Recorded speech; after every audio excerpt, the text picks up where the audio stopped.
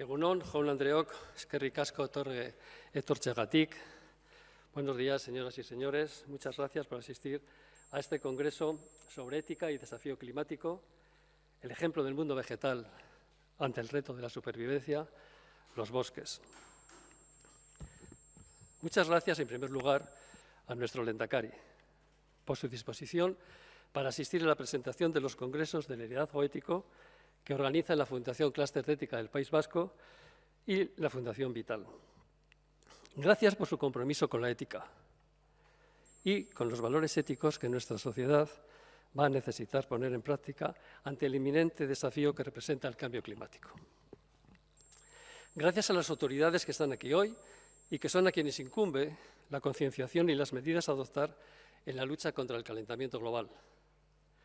Gracias a la Fundación Vital, en la persona de su presidente Jon Urresti, que cerrará el Congreso, una fundación intrínsecamente ética porque su actividad está orientada exclusivamente a la obra social. Nuestro reconocimiento por su cooperación en las actividades del clúster. Y gracias a quienes asistís a este foro o a este congreso.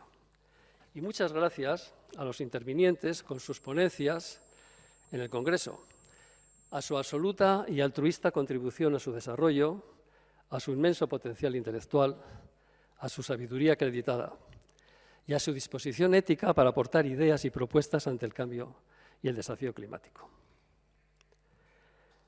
El cambio climático supone el mayor desafío para la humanidad.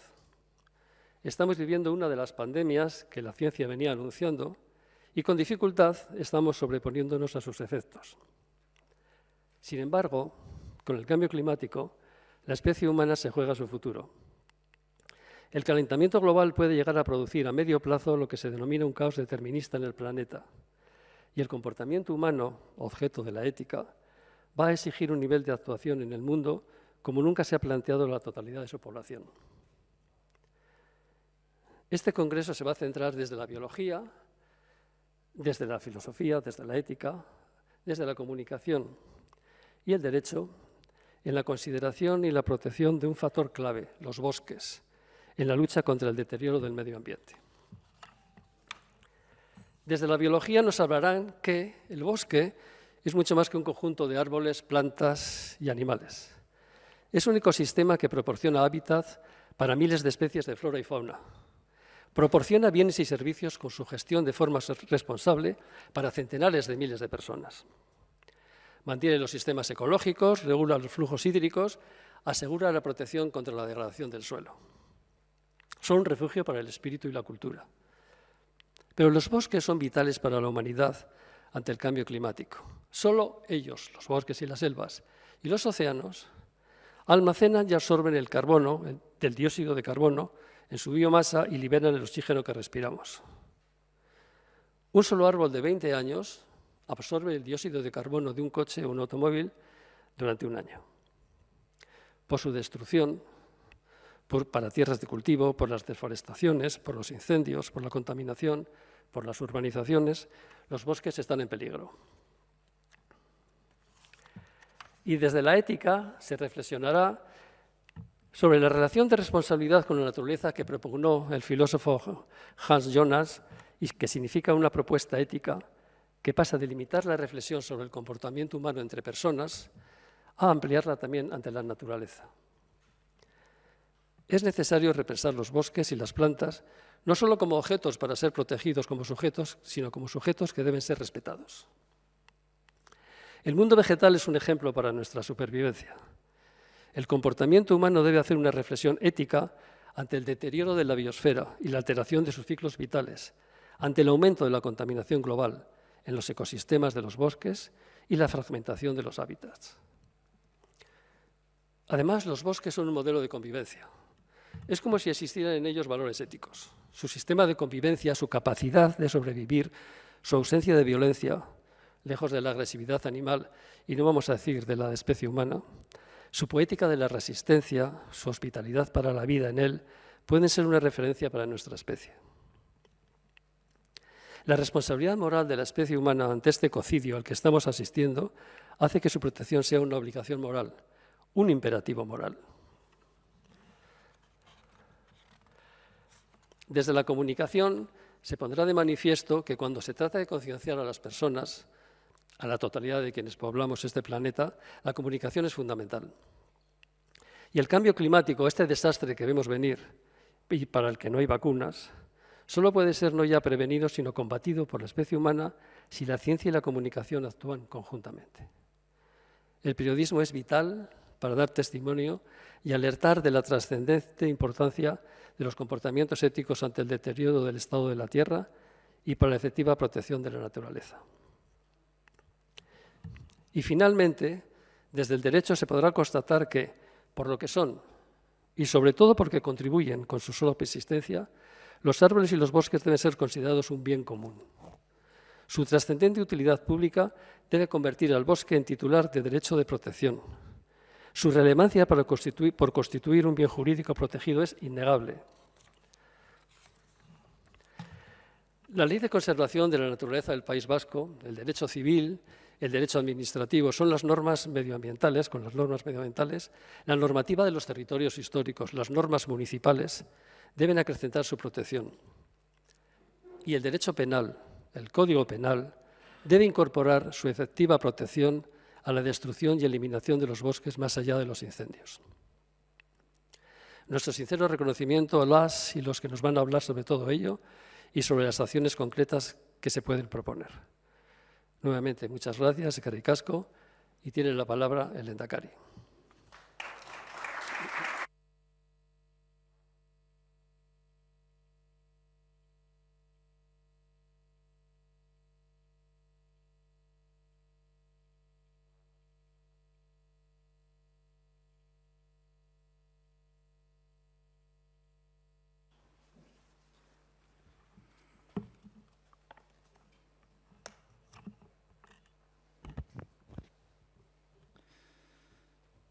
Gasteizko alkate jauna eta eudelen presidente jauna, etorritako herri agintari eta herri ordezkariok, etika klusterraren eta bereziki Vital Fundazioaren presidentea jaun Andreok, egunon.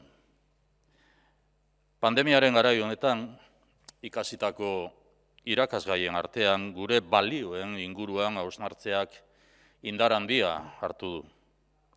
Horregatik eskertzen dugu, bereziki, 3. urtez antolatu duzuen biltzar honek ematen digun aukera.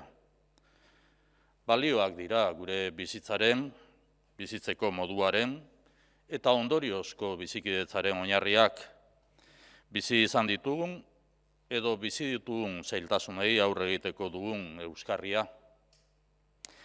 Agradecemos la oportunidad de compartir este tercer Congreso de Liderazgo Ético en un momento tan especial como el que vivimos. Un momento especial porque desde hace más de año y medio la pandemia está condicionando nuestra vida y convivencia. Reflexionar sobre nuestro estilo de vida, contrastando los principios y los valores con los que afrontamos esta situación, cobra especial sentido. Somos conscientes de que la vida post-pandemia, bizi berri, no será igual a la que hemos vivido hasta la fecha. ¿Es acertado hablar de normalidad? ¿De nueva normalidad? Desde la ética aplicada a la actuación humana, al comportamiento humano, con mirada a todos los órdenes de nuestra vida, ¿nos ha hecho mejores la pandemia en los valores de convivencia presente y como legado de futuro? La pandemia ha marcado un antes y un después en todo el mundo. Antes de la pandemia, éramos conscientes de la necesidad de adaptarnos a los desafíos y retos de un mundo cambiante y rodeado de incertidumbres. La COVID-19 ha acelerado esta conciencia colectiva. Nos encontramos ante un cambio de paradigma global en relación a los fundamentos de nuestra vida personal, familiar y comunitaria.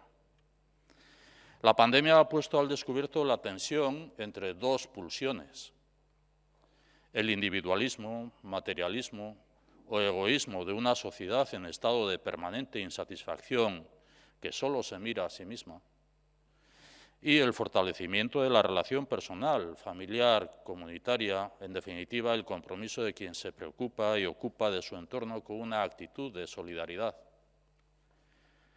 Pandemia osteko agertokian, gure bizitzaren erdigunean non jartzen dugun dago jokoan. Jokoan dago bi indarren arteko talka, individualismoarena alde batetik eta elkartasunaren pultsioarena bestetik. Gure aukera argia da. Gure jarduna lehentasunezko lau orientabideetan oinarrituta dago. Apaltasuna, erantzunkizuna, berdintasuna, iraunkortasuna. Nuestra actuación está fundamentada en estas 4 orientaciones prioritarias. 1, humildad. La pandemia nos ha hecho conscientes de nuestras limitaciones y ha representado una cura de humildad personal y colectiva. La misma sociedad desarrollada que ha sido capaz de enviar a Marte una nave se ha visto superada por un virus desconocido que ha trastocado por completo nuestra vida. 2, responsabilidad. La pandemia ha supuesto también cobrar conciencia del necesario compromiso individual para responder a los retos globales. Compromiso de cada persona con la comunidad de la que formamos parte. Nos hemos sentido cercanos a las personas que han sufrido nuestra misma situación en todo el mundo y precisamente por ello hemos sido más conscientes de que la respuesta colectiva comienza por el compromiso individual. El uso de la mascarilla o la vacunación han puesto de manifiesto esta realidad y la necesidad de una actitud responsable y comprometida. Humildad, responsabilidad. 3, igualdad. La pandemia ha evidenciado las desigualdades con las que convivimos. Hemos sentido muy de cerca los problemas y dificultades de personas y familias, negocios y empresas. La actuación institucional, a través de inversiones y ayudas, se ha centrado en las políticas sociales que van más allá de las políticas sanitarias y educativas. La base ha sido el compromiso con las personas más desfavorecidas para garantizar la igualdad de oportunidades y la cohesión social. 4, sostenibilidad. La pandemia, por fin, ha puesto sobre la mesa los límites del crecimiento continuo, del denominado desarrollismo, el crecer por crecer, en el que estaba inmersa nuestra civilización. La pandemia nos ha forzado a parar y a reflexionar. Hoy asumimos la necesidad de orientar un modelo de desarrollo más humano, centrado en preservar un crecimiento sostenible y armónico, más redistributivo, tanto desde el punto de vista social como medioambiental. Precisamente en este reto de la ética y el desafío climático se centra el Congreso que abrimos hoy, una investigación a la reflexión compartida. Y agradezco la oportunidad de compartir la aportación de Michael Marder, investigador de Ikerbasque, y del profesor Luis Garagalza. Jakin badakigu garai berriaren aurrean lehentasunak berbideratu eta zentratu behar ditugula.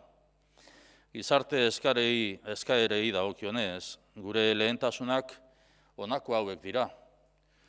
Osasunean inbertitzea eta arreta pertsonaleko zerbitzuak berrezartzea, gizarte zerbitzuak indartzea, gizarte bazterkeriari edo bazterketari eta desberdintasunari aurre eginez, hezkuntza komunitateak hezkuntza sistemaren eguneratzea indartzeko erakutsitako indarraz baliatzea, edo etxebizitza eskuratzen laguntzea batez ere gazteen emantzipazioaren zerbitzura. En el ámbito de las demandas económicas, respondemos también a las siguientes prioridades. Apostar por la industria como motor de la economía, la diversificación y la economía circular. Potenciar la investigación y desarrollo, la ciencia, especialmente en el ámbito de la salud. Apoyar a las pequeñas y medianas empresas, el comercio local, las personas autónomas. Y favorecer la generación de nuevos puestos de trabajo y la empleabilidad, particularmente entre la juventud, y combatir la precariedad. En el ámbito de las demandas institucionales y políticas, afrontamos nuevas prioridades. Avanzar en una administración más cercana, transparente y abierta, también más sostenible. Favorecer un clima de diálogo y acuerdo para acometer las grandes transformaciones globales. Impulsar un modelo de gobernanza colaborativa con la participación de la iniciativa privada y el tercer sector social. Profundizar en el autogobierno al servicio del bienestar social y de la convivencia.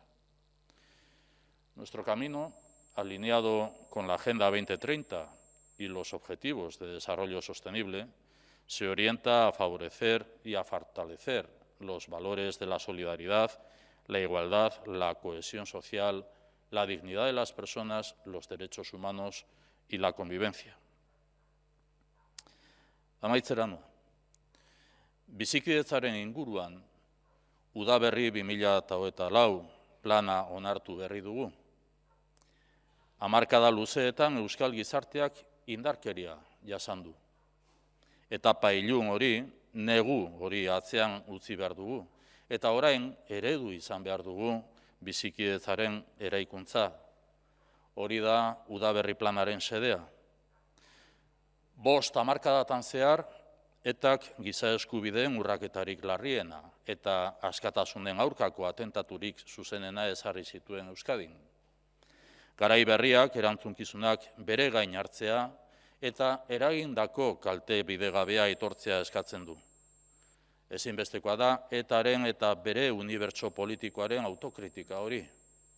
Autokritika argia etikoki, politikoki eta demokratikoki egindakoa bidegabea izan zen. El Plan Udaberri 2024 condena todas las vulneraciones de derechos, sin justificaciones, sin equiparaciones, sin exclusiones. El reconocimiento ético, legal, institucional y social de las víctimas del terrorismo y de otras expresiones de violencia constituye nuestro principal compromiso. Reconocimiento significa reparación, especial protección y justicia. También el compromiso de la sociedad vasca de no repetición, no revictimización, junto a la más radical deslegitimación ética, política y social del terrorismo y de la violencia. La convivencia es un reto ético apasionante y se debe orientar al encuentro. Encuentro significa pluralismo político y diversidad social. Significa respeto, reconocimiento, diálogo y empatía hacia quien piensa y siente diferente. Significa poner en valor los valores éticos y los principios democráticos. En definitiva, no solo saber vivir, sino saber convivir juntos. Horrek guztiak bizikidetza esan nahi du.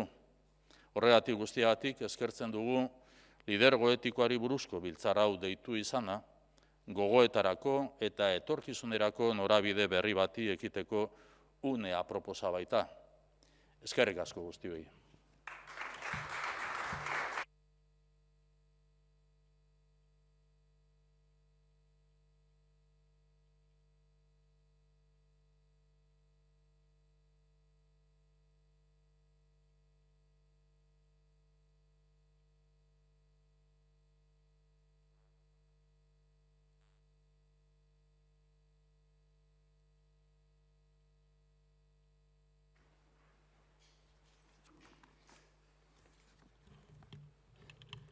Egunon guztioi. Me da mucha satisfacción presentar al profesor de investigación de Iker Basque en el Departamento de Filosofía de la Universidad del País Vasco, Michael Marder, profesor y amigo, ¿no? Yo pertenezco a una generación anterior a la de Michael.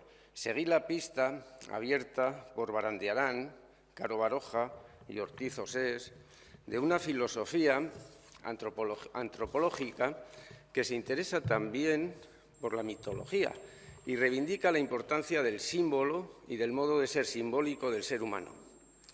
Por ese camino, Ortiz Osés, que fue profesor de la Universidad de Deusto durante 40 años y que este verano nos ha dejado, investigó la mitología vasca. salvada del olvido por Barandiarán, y desarrolló la hipótesis de su carácter matriarcal. Esa mitología se organiza en torno a la figura femenina de la diosa Mari y de su personificación como Madre Tierra, Amalur, la cual encuentra su expresión primera en el reino vegetal y, en particular, en forma de árbol, el cual ha sido tradicionalmente venerado por nuestra cultura. Resurrección María de Azcue recogió una frase ritual que dirigían los leñadores al árbol que iban a cortar. Guk botako zaitugu eta barkatu iguzu. Te vamos a derribar, discúlpanos.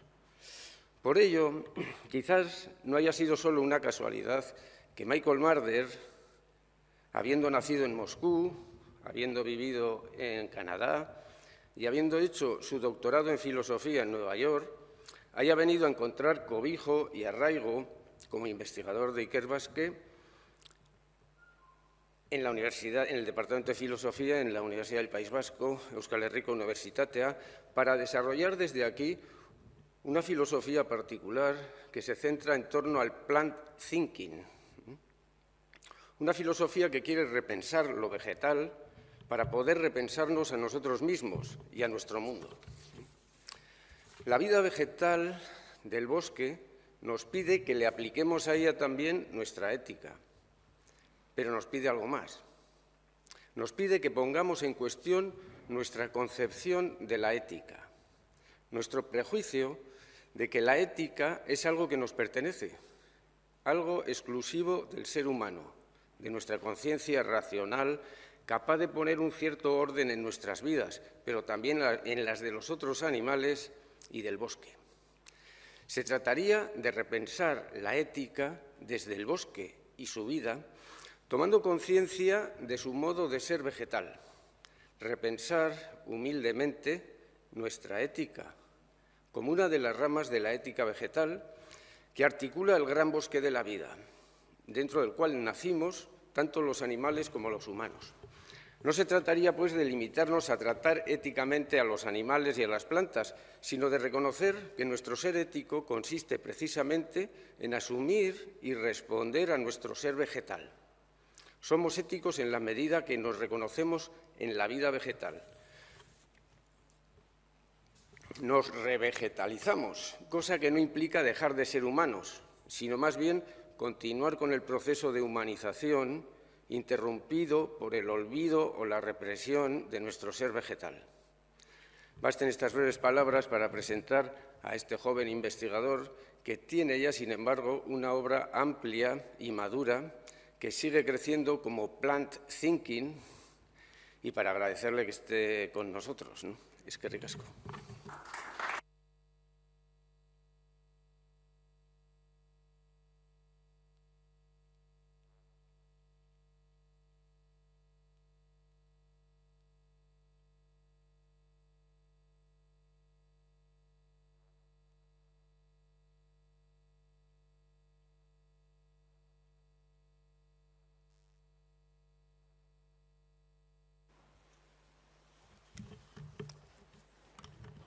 Lehendakari jauna, agintariak, adiskideok, lankideok, jaun andreok, egunon guztioi. En el título de la charla que me fue sugerido, el ejemplo del mundo vegetal ante el reto de la supervivencia, sobresale particularmente una palabra, supervivencia. Es tarea de los filósofos no dar por sentado el significado de las palabras. Debo entonces preguntar, ¿qué significa sobrevivir para seres humanos y no humanos, para individuos y comunidades, para naturalezas y culturas? ¿Significa acaso seguir respirando, nutriéndose y tener aseguradas otras bases fisiológicas de la existencia, a pesar de las amenazas en ciernes o de un desastre que ya tuvo lugar? ¿Significa vivir después de las muertes de los otros o sobrevivir a la vida misma? Al menos desde Aristóteles, la filosofía occidental ha trazado una estricta línea divisoria entre dos tipos de vida. Por un lado, la vitalidad física y genérica de Zoe, que los humanos comparten con otros organismos. Y por otro lado, la vitalidad espiritual y singular de Bios, la vida de la mente y de la existencia social. Esta distinción implica que así como la vida se divide en dos, así también se divide la supervivencia. Vida contra vida, supervivencia contra supervivencia. La vida fisiológica ha sido así desvalorizada y considerada insignificante en comparación con la existencia espiritual. La tradición metafísica del Occidente no duda en sacrificar la parte desvalorizada de vitalidad a la vida del espíritu. Y debido a que las criaturas no humanas están excluidas de los reinos superiores del ser, ellas y los ecosistemas que forman sirven como materiales adecuados para este sacrificio. ¿Es posible sobrevivir en el bosque? En la conciencia de las poblaciones europeas, el bosque estuvo históricamente asociado con un lugar de extremo peligro, amenazante para la supervivencia individual y colectiva. El espacio para la existencia tenía que serle arrebatado. En el folclore europeo, los bosques eran densos, impenetrables, oscuros, cualidades todas que compartían con la materia. Los bosques también estaban poblados por una multitud de espíritus. Los silvanos romanos y los selvans etruscos, los leschi rusos, polacos o serbocroatas, la gente de los musgos de madera o de los bosques alemanes fueron algunos de los principales guardianes del bosque, asistidos por ninfas, elfos, enanos y otros maravillosos habitantes de este ecosistema. Los cuentos de hadas sobre estos y otros dioses y seres semidivinos relacionados fueron atiborrados de terror ante lo desconocido, ante lo que parecía a la vez infinitamente vasto y claustrofóbicamente cerrado, ante aquello que carecía de horizonte. Esas fueron las narrativas de culturas que nacían al filo y en vilo, ubicadas, ansiosas, al borde tanto de inmensos bosques como de aquello que no se ajustaba a las estrechas limitaciones de la también naciente razón dominante. Culturas que en condiciones innegablemente duras emergieron como si hubieran levantado por sus propios medios, gracias a su resistencia al bosque, culturas que habían surgido así contra el bosque, se encontraron en un abierto difícil y autodestructivo. Según un silogismo, si algunas culturas surgen contra el bosque y si no hay vida sin el bosque, entonces estas culturas surgen contra la vida. El abierto de tales culturas en su alcance y consecuencias se ha vuelto global. Los desiertos que crecen a escala mundial como consecuencia de la deforestación son los ambientes que mejor corresponden a la árida abstracción de la globalidad, heredada de la rarificación y desmaterialización de la razón. No se tenía por qué llegar a eso. El espíritu podría haber sido receptivo a la materia, sentirse como en casa en el bosque, mientras que la cultura podría haber significado el cuidado y cultivo de la vida. Sin embargo, según el informe de Botanic Gardens Conservation International, publicado a principios de este mes, más del 30% de las especies de árboles en todo el mundo se encuentran en riesgo inmanente de extinción. Para ser precisos, son 17.500 especies de árboles, que es más que todas las especies de aves, reptiles, anfibios y mamíferos combinadas en peligro de extinción. Las tres causas principales de la terrible situación actual no son en realidad el cambio climático que nos ocupa hoy en esas jornadas, sino la agricultura, árboles derribados para la producción de cultivos, la tala maderera y la ganadería, árboles talados para el pastoreo. Lo que una vez fue propicio para la supervivencia humana, ahora actúa contra la supervivencia de las especies vegetales y animales, de las comunidades humanas y del planeta habitable en su conjunto. Por eso, volviendo a mis anotaciones de apertura, hay que prestar atención a las dinámicas de supervivencia, a menudo bastante ambiguas, y sobre todo aprender sus significados profundos desde el bosque, desde las propias plantas. La supervivencia no implica necesariamente oponer una vida a otra, oponer un tipo de vida a otro, o afirmar a vida a expensas de la muerte. Para sobrevivir y vivir bien, es fundamental forjar una buena relación con la muerte, con el abono de la naturaleza y de la cultura, del que puede surgir una nueva vida y del que la vida se nutre infaliblemente. Las plantas desacreditan muchas de nuestras ideas preconcebidas sobre los emparejamientos oposicionales, siendo la vida y la muerte uno de ellos. Las plantas no solo se mantienen en contacto directo a través de sus raíces con el reino de la descomposición, sino también pueden vivir y morir simultáneamente, floreciendo en algunas partes y muriendo, descomponiéndose en otras. Como el escritor Aleph Bet Yehoshua lo expresó en un cuento titulado Frente a los bosques, suavemente, incesantemente, los pinos arrojan sus agujas, pinos ataviados con un manto que mezcla la vida y la muerte. La supervivencia de un solo árbol, que se alimenta también de sus propias hojas y frutas caídos, y de un bosque, dependen de la metamorfosis del abono, ayudado por frágiles comunidades de microorganismos, hongos y bacterias que digieren la materia orgánica. La supervivencia de un solo ser humano y de una cultura está igualmente en deuda con obras que se han disuelto en el subsuelo de la existencia, incluido el lenguaje, y que siguen alimentando el desarrollo futuro. Otra lección que podemos aprender de la supervivencia de las plantas y de los bosques es la naturaleza compartida de ese fenómeno. No hay supervivencia que no sea el resultado de vivir junto con otros, incluso con otros que ya no están vivos, incluso los otros que no son humanos. Supervivencia es convivencia.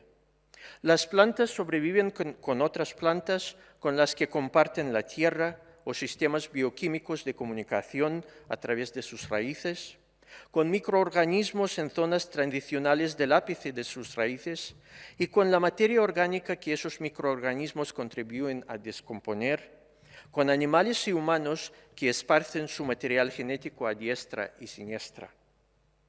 Independientemente de lo que nos transmita la ideología de supervivencia del más apto, en su sentido biológico original o en el social aplicado, la supervivencia es imposible a menos que ocurra con otros, en su compañía, no al precio de sus vidas.